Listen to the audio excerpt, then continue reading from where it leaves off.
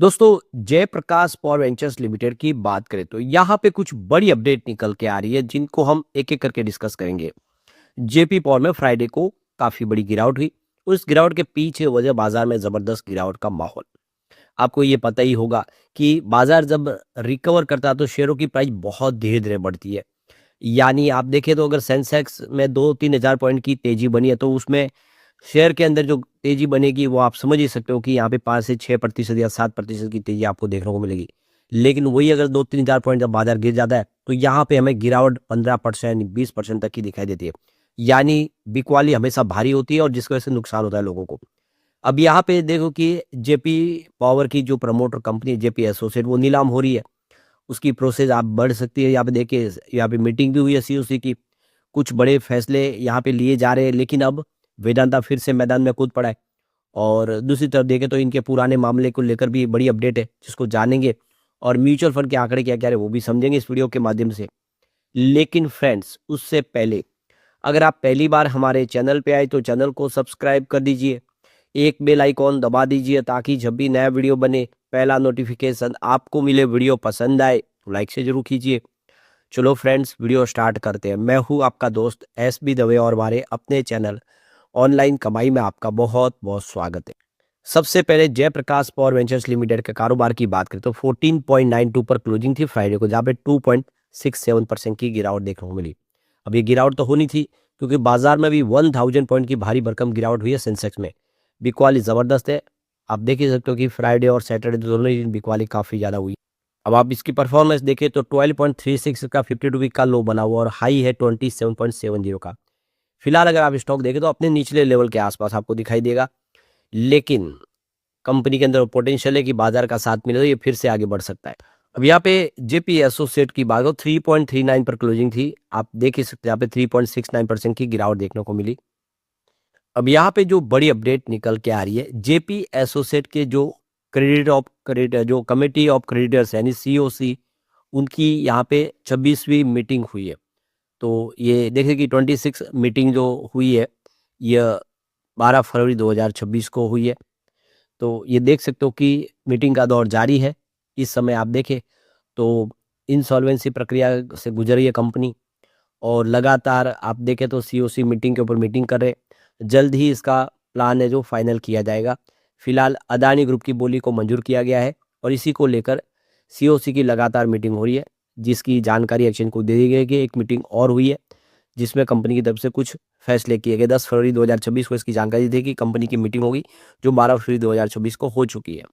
तो अब यहाँ पे वेदांता फिर से मैदान में आ गया है। तो यहाँ पे देखो कि फरवरी 2026 में अभी रिसेंटली देखे तो जो चैलेंज किया गया है कि हमारी सबसे बड़ी बोली थी उसके बावजूद भी मौका अदानी ग्रुप को दिया गया है। तो अदानी ग्रुप की बोली 15,000 करोड़ रुपीज की थी और यहाँ पे वेदांता की बोली 17,000 करोड़ रुपीज की थी। तो बड़ी बोली होने के बावजूद भी उनको मौका नहीं दिया गया और मौका मिला है अदानी ग्रुप को। तो एनसीएलटी में इन्होंने अपील की है कि इस पूरे के पूरे प्रोसेस को आप एक बार चेक करें और आप फिर से इस पे सुनवाई करें और जो सीओसी है उनसे कहे कि पूरा एक फ्रेश फिर से यहाँ पे बिड लाई जाए। क्योंकि एक तरह से यह जो बैंक्रप्सी कोड है उसका उल्लंघन हुआ है, क्योंकि सबसे बड़ी बोली दादा को साइड में रख के कम बोली वाले को मंजूरी दी गई है और इसीलिए ये हमें मंजूर नहीं है। तो आप देख सकते हो कि इसको लेकर वो फिर से एनसीएलटी में गए। तो वेदांता का ये भी कहना है कि भले उनको सक्सेसफुल बिडर न घोषित किया जाए, उनको बिडिंग प्रक्रिया के अंदर हिस्सा लेके उनको फिर से मौका न दिया जाए, सब ठीक है। लेकिन कम से कम जो बिडिंग प्रोसेस है उसकी जांच होनी चाहिए। क्या इंसॉल्वेंसी और बैंक्रप्सी कोड का पूरा पालन हुआ है? क्योंकि हमें लगता है कि जो नियम है उसका उल्लंघन किया गया है। तो एक बार आप इसको फिर से इसकी जांच करें और जो फैसला होगा हमें मंजूर होगा। तो देख सकते कि वेदांता अभी भी मैदान में है और वो चाहते हैं कि जेपी एसोसिएट उनको मिले। और क्यों ना हो, कंपनी के एसेट बहुत सारे, कंपनी का बिजनेस बहुत फैला हुआ है और एक बड़ा घराना है जो बैंकरप्ट हो चुका है। ऐसे में वेदांता की नज़रें अभी भी इसके ऊपर बनी हुई है। अब एक जो बड़ी अपडेट और निकल के आ रही है, जेपी इंफ्राटेक के फंड डाइवर्जन के मामले में ईडी ने खरीदारों को भी पूछताछ के लिए बुलाया है। तो करीब 14.5 थाउजेंड करोड़ रुपीज़ का ये पूरा घोटाला है, जिसमें आप देखो कि जेपी एसोसिएट के मालिक को ऑलरेडी देखे तो मनोज कुमार गौड़ को गिरफ्तार भी किया गया था ईडी की तरफ से। तो ये देख सकते हो कि ईडी की तरफ से जेपी इंफ्राटेक लिमिटेड और विश टाउन स्कैम पूछताछ के लिए बायर्स को नोटिस जारी किया है। तो खबर निकल के आए सूत्रों के मुकाबले जेपी इंफ्रा से जुड़े बायर्स और आधा दर्जन से ज़्यादा एसोसिएट अध्यक्षों को समन जारी किए गए। ईडी ने बायर्स को 25 फरवरी को पूछताछ के लिए बुलाया। तो ईओडब्ल्यू ने अभी इस मामले में बायर्स को पूछताछ के लिए बुलाया है और वो देखना चाहते हैं कि उन्होंने जो पैसा दिया उन पैसे का किस तरह से इस्तेमाल हुआ। तो ये देखो कि जो प्रोजेक्ट के बायर्स है जो और फंड उनको फंड डाइवर्जन प्रोग्राम जो प्रोजेक्ट प्रोग्रेस से जुड़े जो रिपोर्ट है उसके डॉक्यूमेंट के बारे में जानकारी मांगी है। तो यहाँ पे देखो कि जीआईएल और सिक्योरिटी बिल्डर बायर एग्रीमेंट और पेमेंट डिटेल्स से जुड़े डॉक्यूमेंट भी मांगे हैं, किस तरह से उन्होंने पेमेंट किया और वो पेमेंट का कैसे इस्तेमाल हुआ। तो बायर से मिले पैसे और वह कहाँ गए इसकी पूरी जांच की जा रही है, क्योंकि देख सकते हो कि जो पैसे बायर्स ने दिए थे उसका इस्तेमाल प्रोजेक्ट को पूरा करने में नहीं किया गया है। तो ऑलरेडी देखें तो एमडी मनोज गौड़ को नवंबर 2025 में गिरफ्तार किया गया था इस मामले को लेकर। तो यहाँ पे ईडी ने 400 करोड़ की प्रॉपर्टी भी अटैच की थी। तो जांच में पता चला है कि जीआईएल ने 25,000 जो खरीदार थे उनसे करीब 14.5 थाउजेंड करोड़ इकट्ठा किए। इस पैसे को कंस्ट्रक्शन और प्रोजेक्ट को पूरा करने में लगाने की बजाय जेपी सवा जो सेवा संस्थान है, हेल्थ केयर और स्पोर्ट कंपनियों में लगा दिया। यानी जहाँ पे इस्तेमाल न करना हो दूसरी जगह पे इस्तेमाल कर लिया गया। तो बाद में सुरक्षा ग्रुप ने इसका टेक ओवर किया था।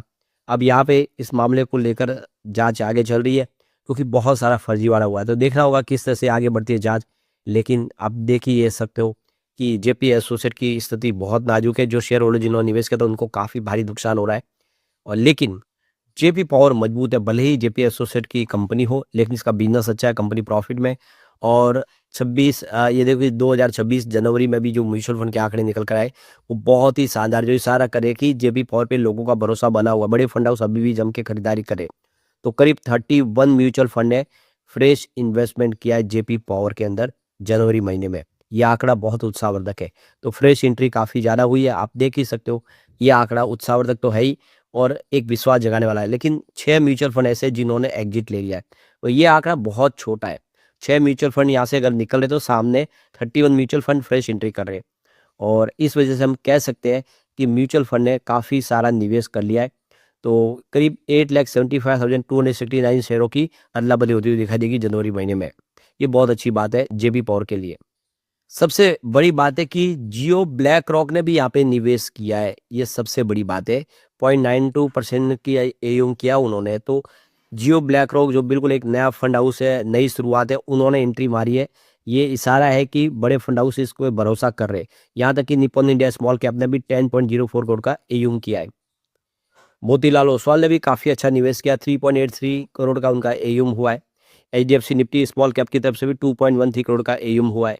और काफ़ी ज़बरदस्त निवेश एसबीआई निफ्टी स्मॉल कैप 250 ने भी, यानी स्टेट बैंक ऑफ इंडिया की तरफ से भी 5.47 करोड़ का एयूम किया है। वाकई में बड़े फंड हाउस जम के खरीदारी कर रहे हैं, क्योंकि स्टॉक इस समय काफ़ी फेयर वैल्यू पे है। और ये बात आप अपने इसके फंडामेंटल से जान सकते हैं। इस समय मार्केट कैप 10,260 करोड़ के आसपास है। इसका पी रेशियो 16.63 का है। पीबी रेशियो 0.81 है। इंडस्ट्रीज का जो पी रेशियो वो 23.64 का है। आप क्लियर समझ सकते हो इंडस्ट्रीज के पी रेशियो के मुकाबले इसका पी रेशियो लो होने का मतलब ये कि स्टॉक काफ़ी ज़बरदस्त फेयर वैल्यू पे। डेट टू इक्विटी रेशियो भी काफ़ी अच्छा है, 0.28 का ही है। जबकि आर इसका 5.83% है और इसका ईपीएस 0.90 का है। डिविडेंड कंपनी देती नहीं है फिलहाल। बुक वैल्यू इसकी 18.51 की, यही सबसे बड़ी गेम चेंजर बात है।